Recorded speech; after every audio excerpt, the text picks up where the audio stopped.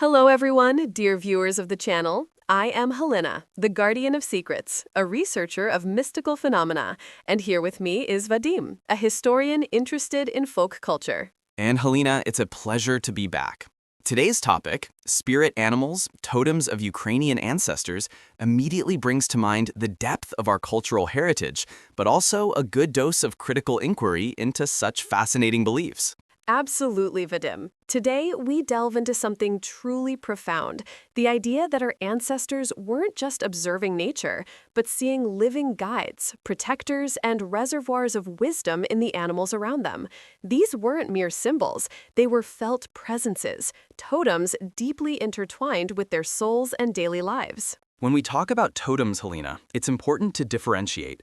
Are we discussing a system akin to some indigenous cultures where an entire clan identifies with an animal, or is it more individual, like a personal guardian spirit? From a historical perspective, evidence points more towards animals representing qualities or having practical significance. That's an excellent point, Vadym. While we don't have direct parallels to, say, Native American totemic systems, the Ukrainian understanding was incredibly rich and personal. Often, certain animals were revered by specific families or communities, believed to embody the spirit of their lineage, offering protection or guidance. For instance, the wolf, a creature of the wild, often misunderstood, was a powerful ancestral totem for many. The wolf, indeed. In many Indo-European mythologies, including ours, the wolf holds a dualistic position, both feared predator and revered guide. Historically, its resilience and hunting prowess were admired. From a rational standpoint, living in close proximity to wolves, people would naturally develop stories, both cautionary and admiring, to explain their behavior and integrate them into their worldview. But it's more than just admiration for hunting prowess, Vadym. Legend tells of ancestral wolves, siromansi, who were wise protectors of the forest, guiding lost travelers, and even defending villages from invaders. They embodied a fierce, untamed wisdom, a deep connection to the wild heart of Ukraine. Many believed that if a wolf appeared in a dream, it was an ancestor's spirit offering guidance or warning. And here's where the historian in me starts to analyze. Such beliefs could arise from observing the wolf's protective instincts within its own pack, or perhaps attributing human-like intelligence to their cunning. Psychologically, assigning a powerful protector image to a formidable predator like the wolf would offer comfort and a sense of control in an unpredictable natural world. It's a way of making sense of the unknown. But it's more than just admiration for hunting prowess, Vadym. Legend tells of their own grandmothers who swore a wolf once led them to safety through a blizzard. It's that instinctive knowing, that deep ancestral whisper that resonates, suggesting a connection beyond mere psychology. What if the whispers of your ancestors could guide you? This isn't just a metaphor, it's a profound belief in active spiritual communication. That's a powerful thought, Halyna. It certainly speaks to the human need for guidance and connection to something larger than oneself. But let's look at another prominent animal, the stork. It's universally beloved in Ukraine, a symbol of spring, home, and fertility. Is this also an ancestral totem, or more of a widespread cultural symbol? The stork, or leleka, is deeply sacred, Vadym. Its arrival meant blessings for the home it chose to nest upon. It wasn't just a symbol of fertility, it was believed to carry the souls of unborn children, connecting the spiritual realm to the physical. For many families, the stork nesting on their roof signified ancestral approval, a blessing from the spirits of those who came before them. It's a guardian of the family hearth. From an ecological perspective, the stork's return coincides with spring, renewal, and the planting season, all associated with new life and prosperity. Its fidelity to nesting sites would naturally lead people to associate it with home and stability. The myth of it bringing babies could be a comforting explanation for childbirth, especially in times when its medical processes were not fully understood. It's a beautiful, naturalistic interpretation. But isn't there beauty in the mystical explanation too? The reverence for the stork speaks to a sensitivity, a recognition of something divine in nature, a belief that these creatures are conduits. My own grandmother always left an offering of bread for the storks, saying it honored the ancestors who watched over our family home.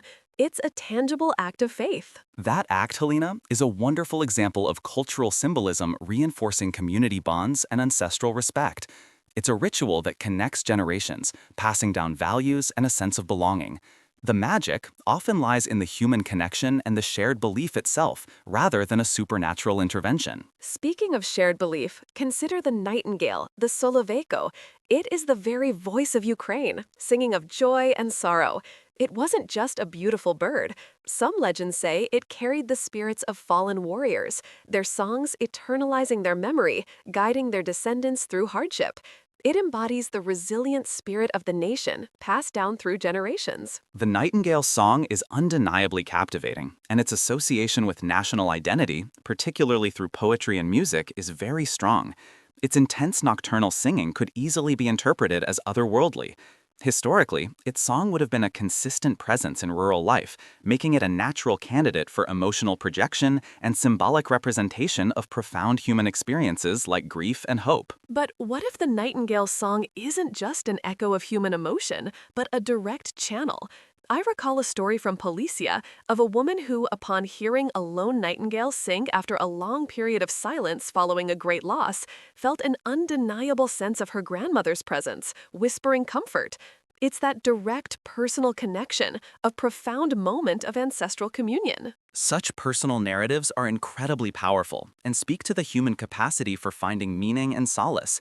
It's entirely plausible that the brain, seeking comfort or connection, would interpret a poignant natural sound as a message. This doesn't diminish the experience, it explains its deeply personal significance within a cultural framework.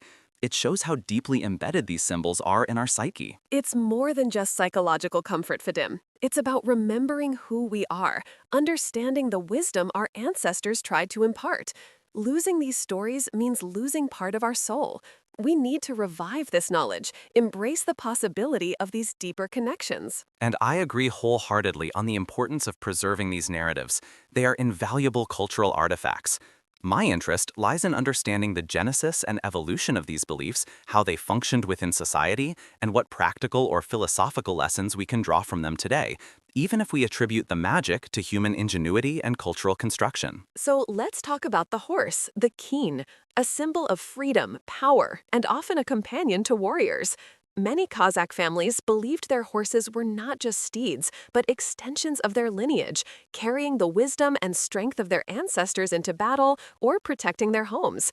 A specific horse might be seen as a guardian of the family line. The horse's role in Ukrainian history, particularly with the Cossacks, is undeniable. It was essential for travel, warfare, and agriculture. It's a rational step to revere such a vital animal. Its strength, speed, and loyalty would naturally lead to attributing heroic and protective qualities. The idea of it carrying ancestral wisdom might stem from the experience of skilled riders feeling an almost telepathic bond with their mount, interpreting that as a deeper connection. But that bond often felt spiritual, Vadym. Tales recount horses warning riders of danger or guiding them away from ambushes, acts attributed not just to animal instinct, but to an ancestral spirit working through the animal. It's a collective subconscious memory of reverence. A collective subconscious, yes, which becomes part of the shared cultural narrative. These stories serve to reinforce the value of the animal and encourage respectful treatment, which, in turn, has practical benefits for the community. The magic here is in the wisdom of human-animal partnership. And what about the snake, the zmiya? Often misunderstood, but in ancient Ukrainian beliefs, it was a creature of incredible wisdom, healing, and even connection to the underworld, to the ancestors dwelling beneath the earth. A snake appearing in a home could be seen as an ancestral spirit bringing a warning or a blessing. The snake symbolism is fascinatingly complex, Halyna. Its shedding of skin represents renewal and immortality. Its association with healing is ancient, as seen in the rod of Asclepius. Its ability to move between visible and hidden spaces could link it to the underworld, and thus ancestors. From a natural perspective, its presence in a home might be an unwelcome pest, but attributing it a mythical meaning provides a framework for interaction, either respecting it or understanding its message rather than just fearing it. Exactly. It moves from being a pest to a messenger. It's this perspective shift that reveals the true power of these beliefs. They weren't just fables, they were a worldview, a way of interacting with the seen and unseen. For our listeners who are curious about these ancient connections, we encourage you to share your own family stories about animals that have played a significant role in your lives. We'd love to hear them in the comments below. Sharing those stories is crucial for cultural preservation. Understanding how these narratives evolved also helps us grasp the ingenuity of our ancestors in making sense of their world and transmitting valuable knowledge across generations. The snake, in particular, illustrates how even potentially dangerous creatures were integrated into a coherent belief system. So, when we ask, what is your ancestral spirit animal, we are not just asking for a fun answer, but inviting a profound reflection. It's about feeling into that deep ancestral resonance, discovering what wisdom or protection might be waiting for you.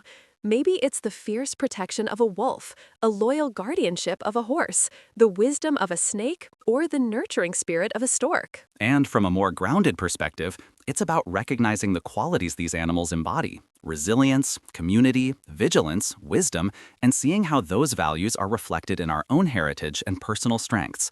Our ancestors observed these qualities and built narratives around them to inspire and teach. Precisely. The double conclusion